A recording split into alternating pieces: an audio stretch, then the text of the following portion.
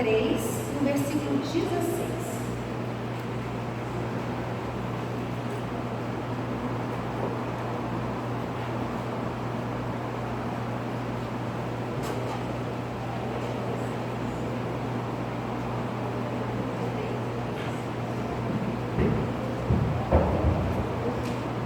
Porque Deus amou o mundo de tal maneira que deu o seu Filho unigênito, para que todo aquele que nele crer não pereça, mas tenha a vida eterna.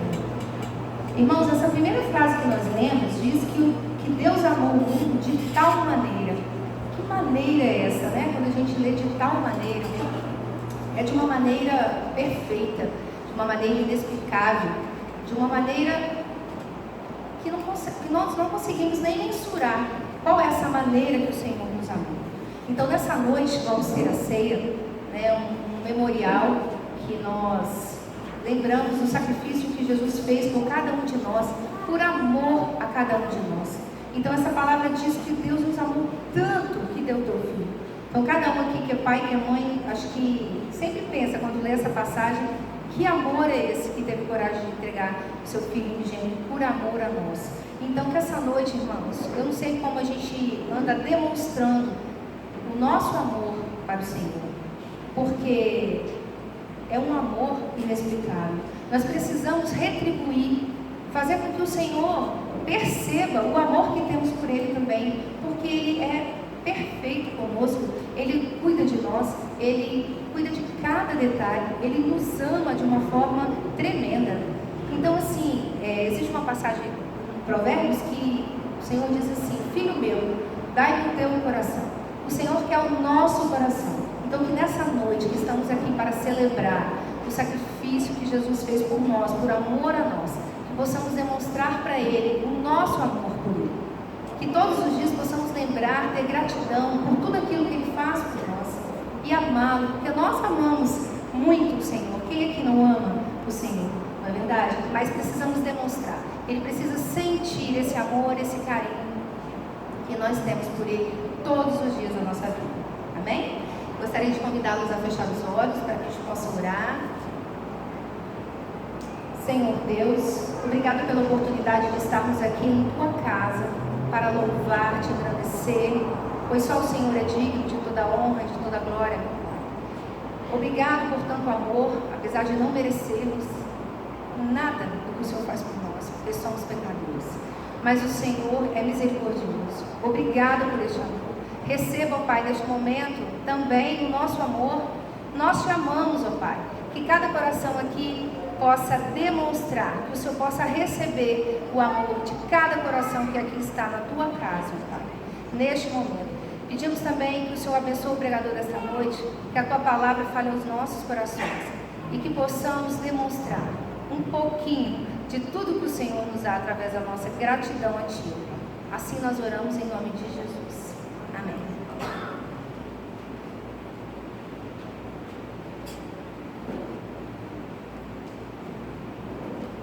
Do Senhor. Eu convido você para que abra sua Bíblia na primeira carta de Pedro, capítulo 1, os versos 18 a 21.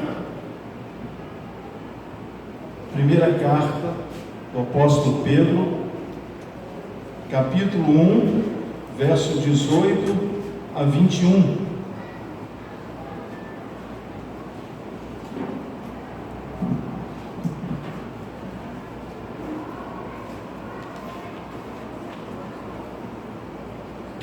Nos diz assim a palavra do Senhor: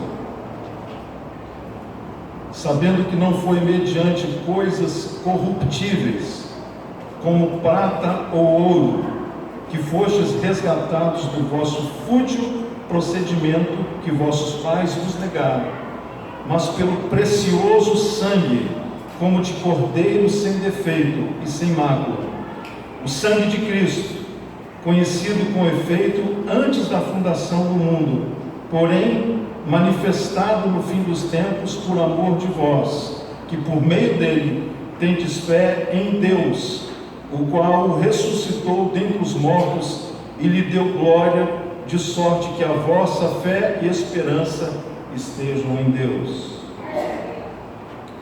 Ainda outro texto da palavra de Deus, que está no livro de Hebreus, capítulo 12, os versos 22 a 25. Assim nos diz a palavra do Senhor: mas tende chegado ao monte Sião, e à cidade do Deus vivo, a Jerusalém celestial, e a incontáveis hostes de anjos, e a universal assembleia, e igreja dos primogênitos arrolados dos céus, e a Deus, o juiz de todos, e aos espíritos dos justos aperfeiçoados, e a Jesus, o mediador da nova aliança, e ao sangue da aspersão, que fala coisas superiores ao que fala o próprio sangue de Abel. Tende cuidado, não recuseis ao que fala, pois se não escaparam aqueles que recusaram ouvir quem divinamente os advertia sobre a terra, muito menos nós, os que nos desviarmos daquele que dos céus nos adverte.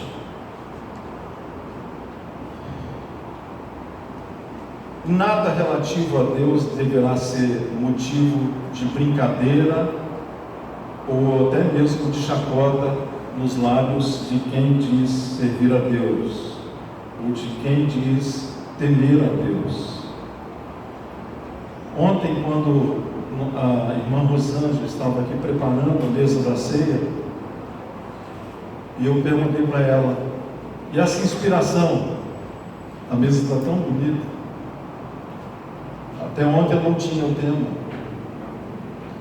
E quando vi a mesa, eu falei: deixa assim. Eu quero falar sobre o sangue de Jesus. E nós estávamos mexendo ali, tinha esse vaso, ela colocou o vaso nos representa, mas o vaso sem a presença de Deus não é nada. O homem de Deus, a mulher de Deus, sem o sangue do Cordeiro, ele é um perdedor. O homem de Deus, a mulher de Deus, debaixo do sangue do Cordeiro, é um vencedor. Quando Paulo declarou: posso todas as coisas naquele que me fortalece, o que nos fortalece está sobre o sangue do Cordeiro. A nossa vitória sobre o maligno, sobre a carne, sobre os pecados, reside no poder do sangue do Cordeiro. O Senhor nos deu, não foi só o seu nome, o Senhor nos deu o seu sangue. E temos falado isso aqui repetidas vezes. E quando falamos, o desejo que temos é que você tenha consciência de quem você é no Senhor. O Senhor nos amou, o Senhor se entregou por cada um de nós. A palavra de Deus diz que o Verbo fez-se carne e habitou entre nós, e por causa da vinda do Senhor Jesus, hoje nós temos a remissão dos nossos pecados, nós temos o perdão dos nossos pecados. É sobre isso que eu quero falar com os irmãos nessa noite. Sabe por quê? Todos nós temos necessidades básicas. Todo mundo precisa do ar, todos precisam de água, todos precisam de um lugar para morar, todos precisam de uma família, todos nós precisamos disso.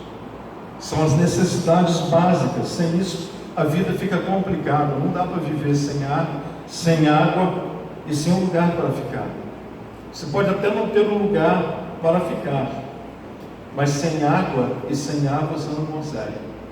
Na vida física é assim, mas na vida espiritual não é diferente.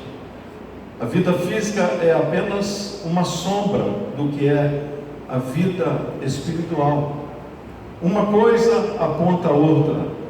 E quando lemos a palavra do Senhor, o Senhor começa nos dizendo que o preço que foi pago para que você fosse pelo Senhor alcançado, não foi um preço qualquer.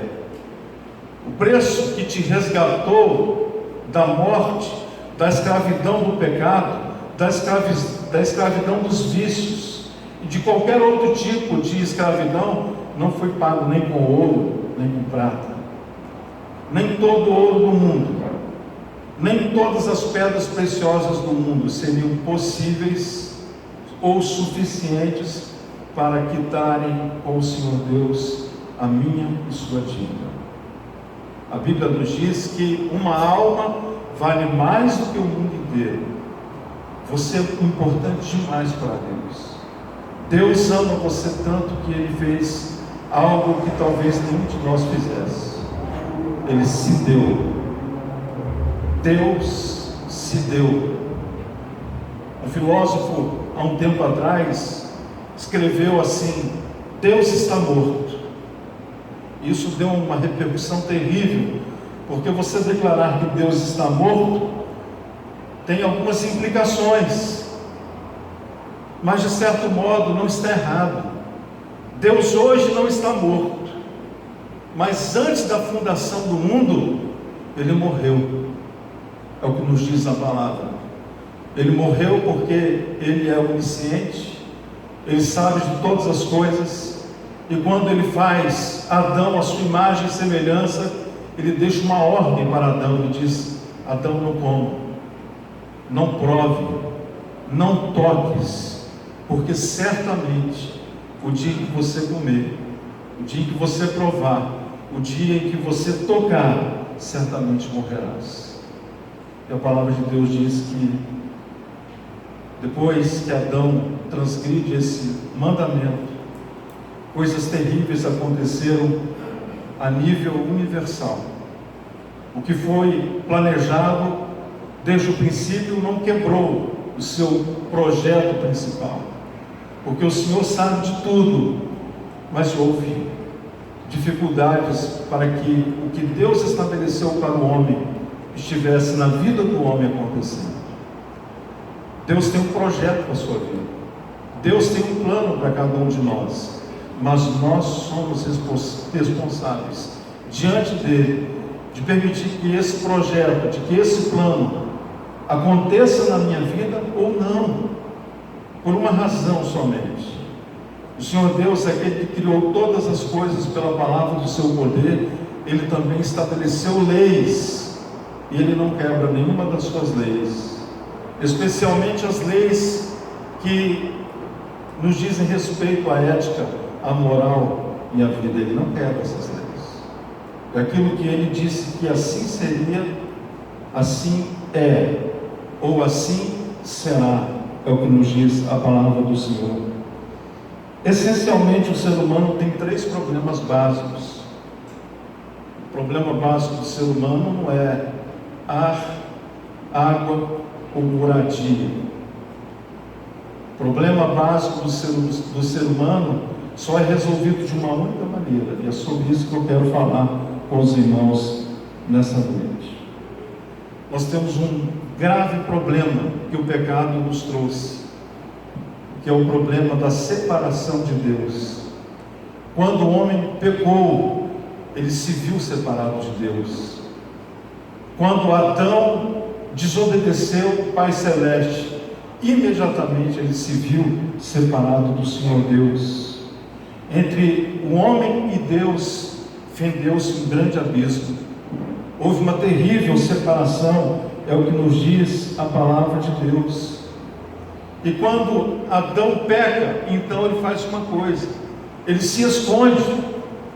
E quando o Senhor vem no horário da sua visita ao jardim, Ele não pergunta a Adão o que ele fez.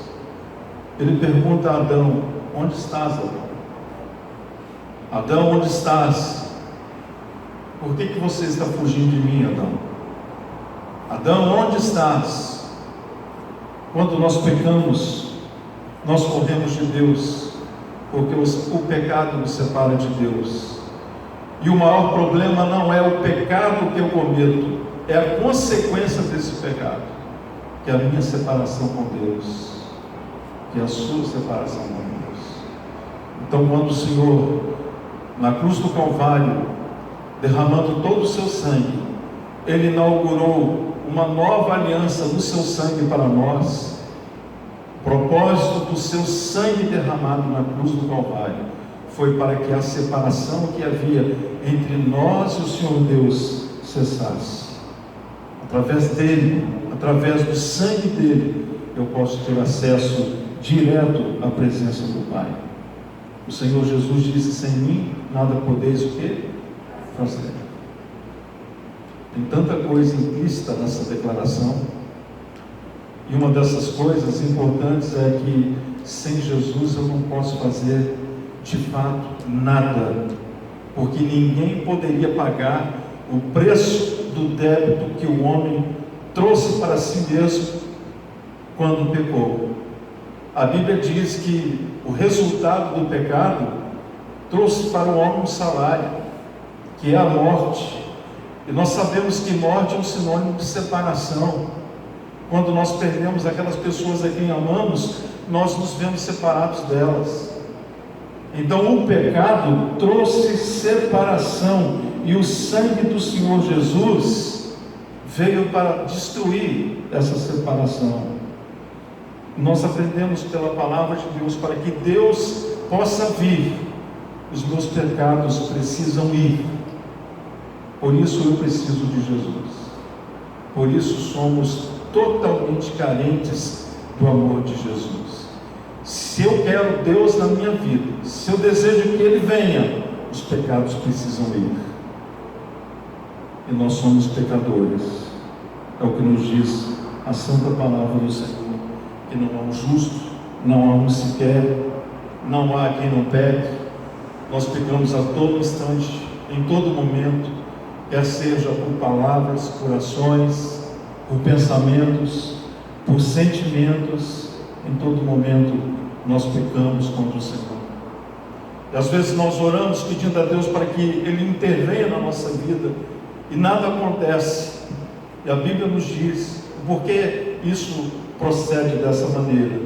Isaías capítulo 59, nos versos 1 e 2, diz a palavra do Senhor: eis que a mão do Senhor não está encolhida para que não possa salvar, nem agravado o seu ouvido para não poder ouvir, mas as vossas iniquidades fazem separação entre vós e o vosso Deus, e os vossos pecados encobrem o seu rosto de vós, para que não vos ouça.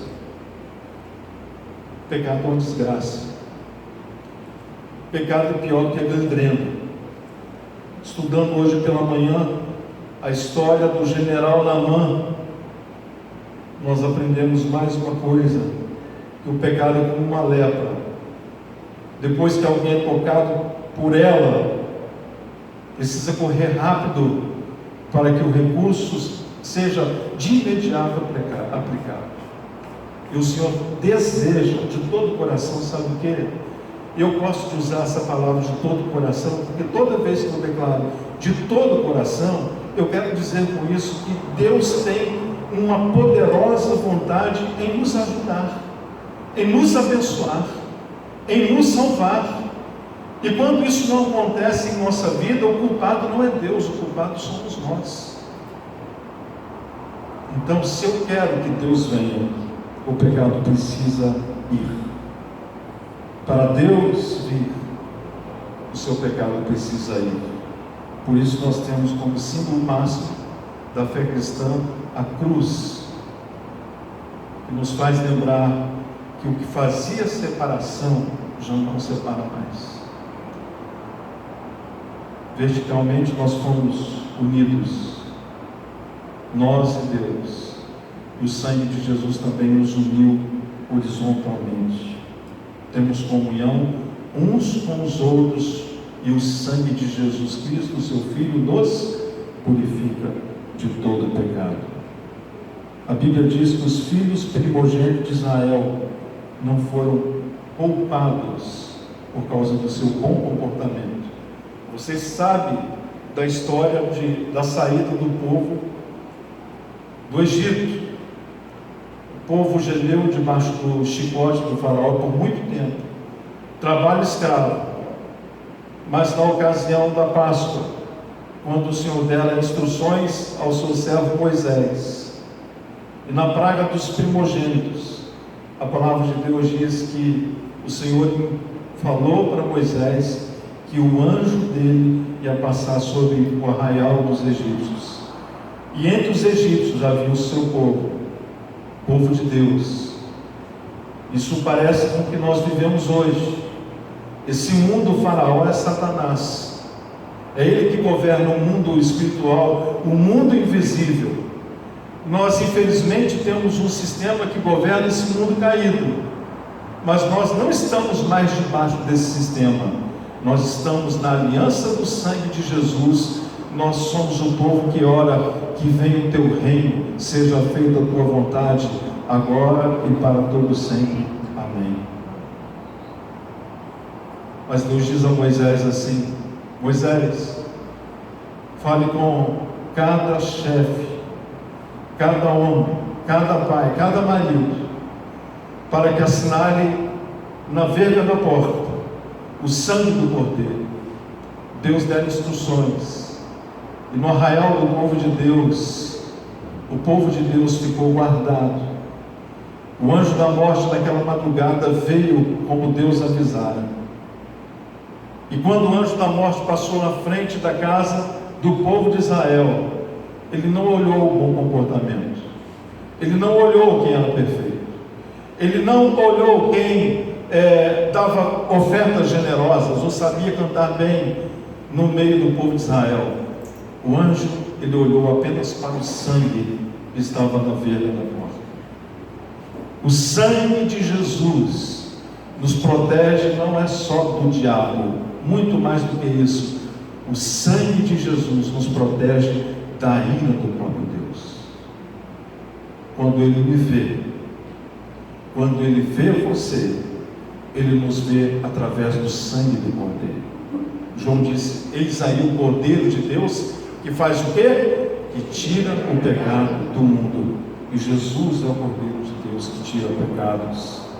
Então, quando o Senhor nos olha, Ele nos olha através do sangue do Cordeiro. Somos pecadores, somos. Se dependesse da nossa boa vontade, da nossa bondade, ninguém iria para o céu. Aliás, temos aprendido que o céu é um lugar que vai estar cheio de pecadores, de toda sorte de pecadores, mas cujos pecados foram perdoados e lavados pelo sangue do Cordeiro. Então, um dos problemas primeiros que Deus resolveu com o sangue de Jesus foi a separação que os pecados fizeram entre nós e o Senhor. Segunda coisa que aprendemos na palavra de Deus, que nós ganhamos de presente com o pecado, que é o terrível poder da culpa. É horrível você trabalhar debaixo de uma culpa, de uma consciência culpada. É terrível. Uma pessoa que está debaixo de uma condenação de pecado, ela não dorme bem, ela não tem paz na sua alma, ela tem medo de ser denunciada.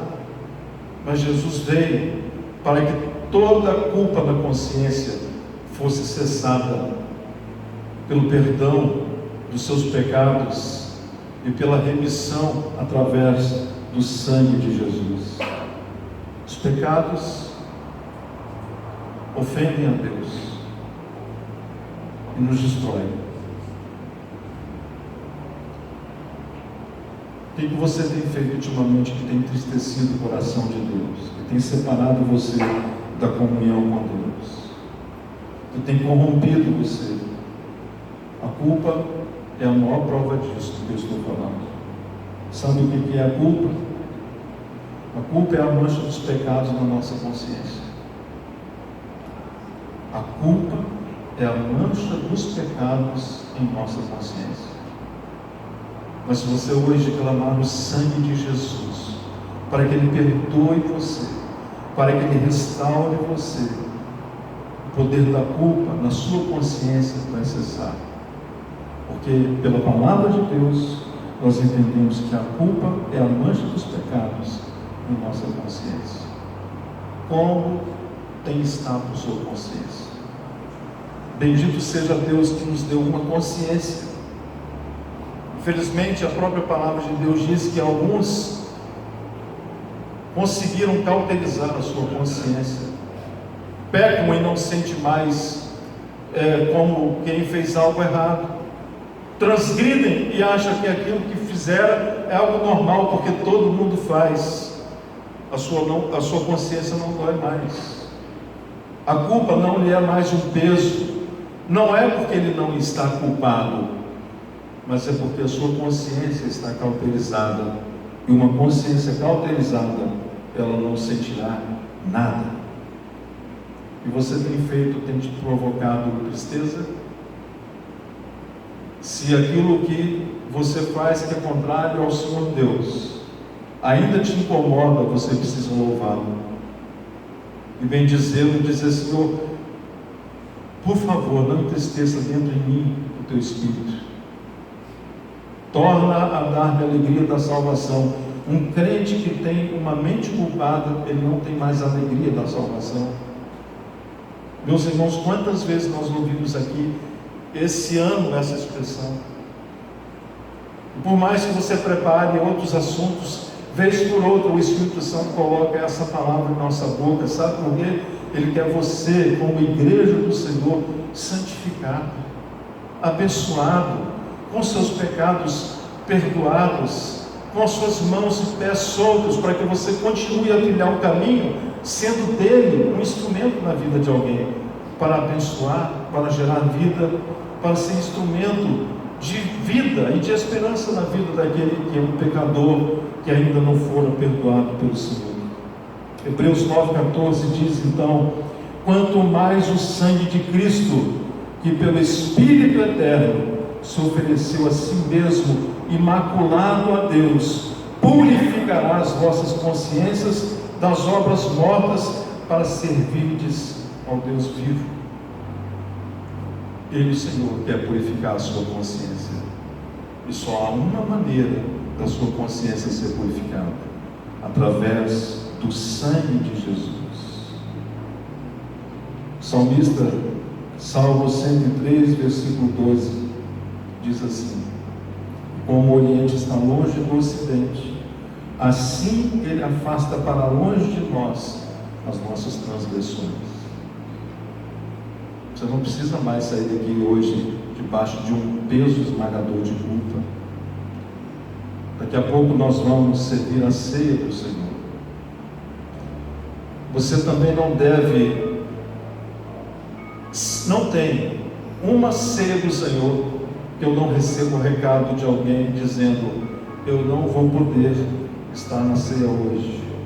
E a razão é simples: é porque a pessoa ou deve a alguém, ou porque brigou com o esposo, ou brigou com a esposa, ou o clima em casa não está bom, e a pessoa não quer acertar essa situação. Então ela prefere não se acertar com Deus.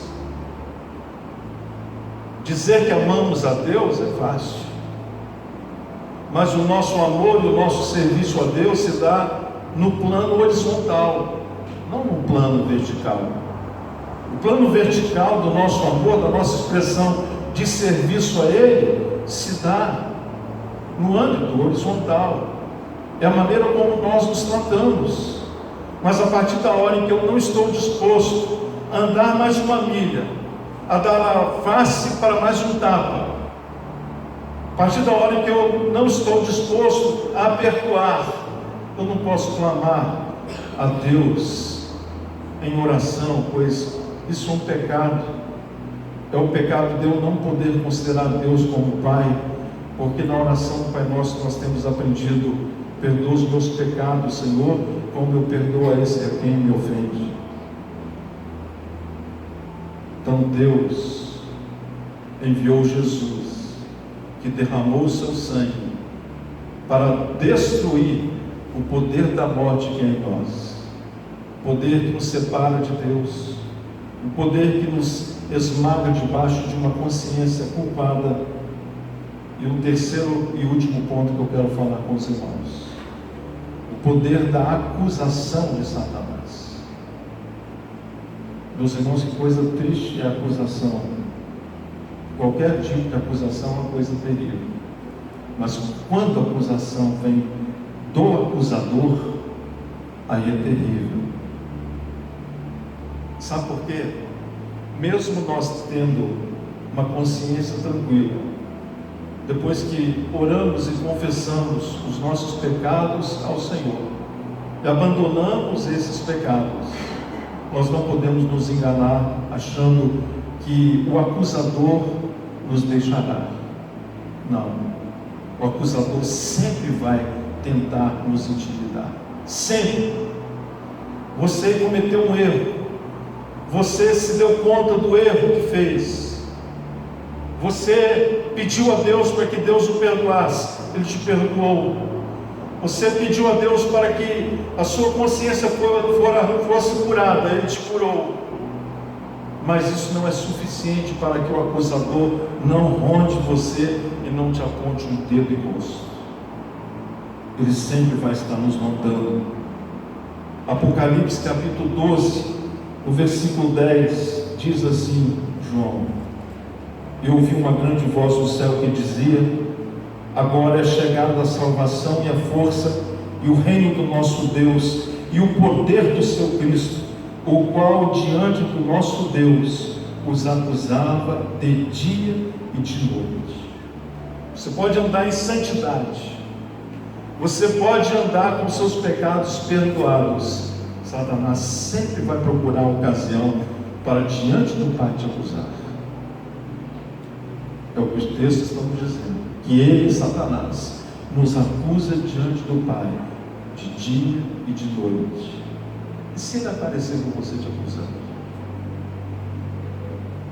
Você tem o sangue de Jesus, que te purifica todo o pecado.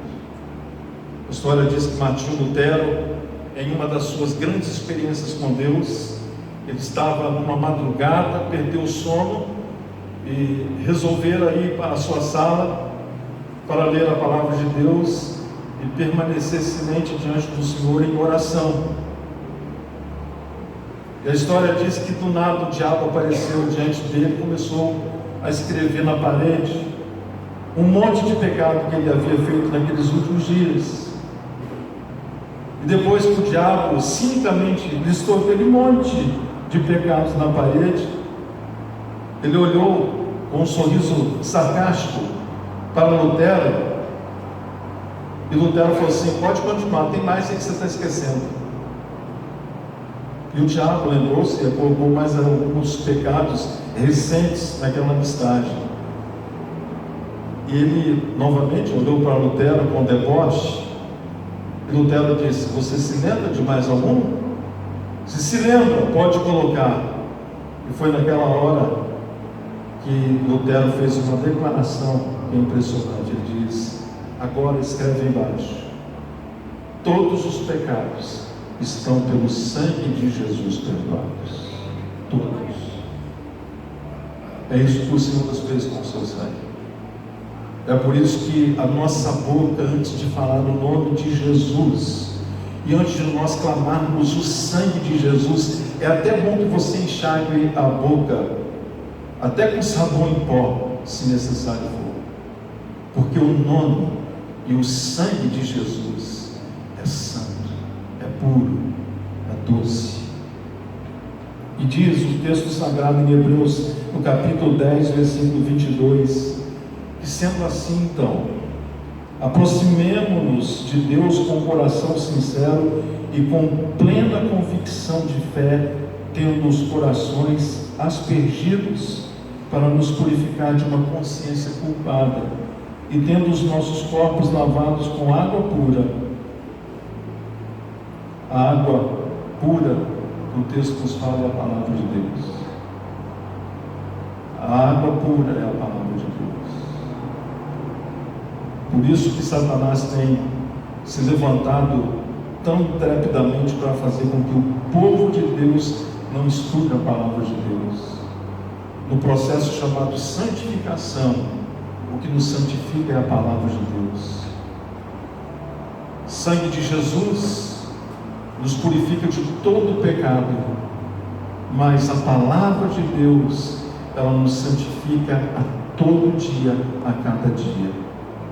Deus nos deu as armas da luz, como temos aprendido aqui, mas só o sangue de Jesus poderia resolver esses três problemas: o problema da separação, o problema da culpa e o problema da acusação. Não existe ninguém aqui desse auditório que não tenha passado por alguma dessas três experiências, ou que não esteja vivenciando algumas dessas experiências. Você tem um problema a ser resolvido, suas orações não têm bastado, o céu está de bronze. Clame o poder do sangue do Cordeiro. Clame o poder do sangue do Cordeiro, porque nós vencemos pelo sangue do Cordeiro. Eu quero encerrar esta palavra nesta noite e fazemos desse culto memorial ao Senhor. Quero falar aos irmãos: tudo nesse mundo tem se levantado para nos distrair e para nos fazer esquecer o que de Deus nós temos como arma. A igreja precisa voltar a orar como orava antes, precisa voltar a jejuar como jejuava antes. A igreja precisa retornar a congregar. Só o lanchinho espiritual num domingo à noite não é suficiente para nos manter de pés desse mundo caído. Você precisa ter uma vida de santificação. São tão poucas as reuniões que temos na igreja. São 3 reuniões oficiais na semana e algumas outras, muito poucos quando acontece. Eu ouvi ontem o pastor Hernandes Dias Lopes dando testemunho de uma igreja na Europa que teve uma história lindíssima e que agora fechou as suas portas. Uma igreja que tinha mais de 1000 membros, agora tem 15 membros. Ele ficou chocado, porque ali foi um dos berços do avivamento. E depois que ele ficou sabendo que aquela igreja era uma igreja agora com 15 membros, ele teve a segunda notícia que o impactou. Aquela igreja se reunia a cada 3 meses, uma reunião. Sabe por quê? A apostasia a abraçou. A apostasia é o esfriamento na fé, é o nosso afastamento de Deus. E o chamado de Deus para nós hoje é para que com ousadia eu e você possamos nos aproximar do trono da graça pelo sangue de Jesus, que nos purifica de todo o pecado. Eu quero orar com você. Moisés vai estar tocando aqui uma melodia. Eu queria que você reclinasse a sua cabeça nessa hora. Fale com Deus, não se distraia, não se importe com quem